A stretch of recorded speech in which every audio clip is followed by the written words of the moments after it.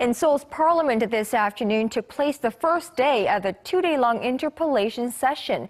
Lawmakers quizzed government officials mostly on economy-related issues, but also about the role of big Korean companies in the abuse of power scandal, countering or centering President Park Geun-hye and her longtime confidant Choi Soon-sil.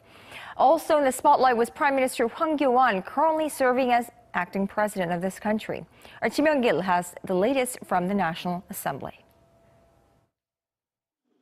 Lawmakers fired questions at acting president and Prime Minister Hwang Kyo-ahn at Tuesday's parliamentary interpellation session. They wanted to know if the government has any plans to reform the conglomerates that are accused of colluding with the government in the Choi Soon-sil abuse of power scandal. 지금 우리가 다양하게 추진하고 있었던 대기업 집단의 개선 사항들, 그리고 이번에 또 수사를 통해서 나오는 여러 문제들, 이런 것들을 전체적으로 한번 판단을 할 필요가 있다고 생각합니다. The current investigation, which is being conducted by an independent counsel, is focused on determining the roles of President Park Geun-hye and her longtime confidant Choi Soon-sil, who is accused of forcing conglomerates to donate large sums of money to two government-linked foundations, Miru and K-Sports. Lawmakers also asked about the Korean economy, which is expected to lose steam due to sluggish exports and a marked drop in domestic demand. Finance Minister Yoo Il-ho said the government will likely downgrade its growth forecast for next year.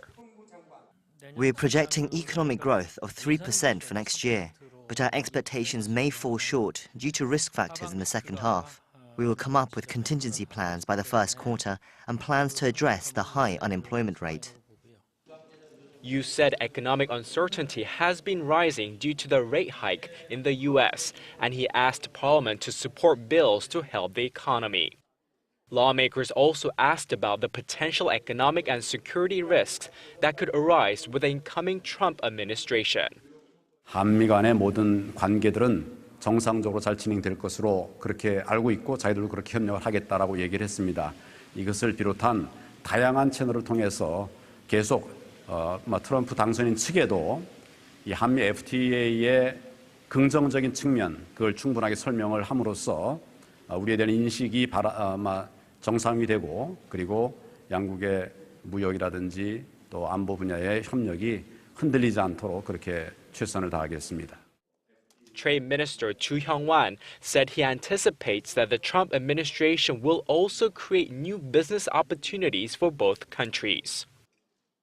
Tuesday's session made news for a number of reasons, but the biggest was that acting president and Prime Minister Hwang said that he has no intention of running in next year's presidential election, putting to rest a rising question in Korea's political landscape.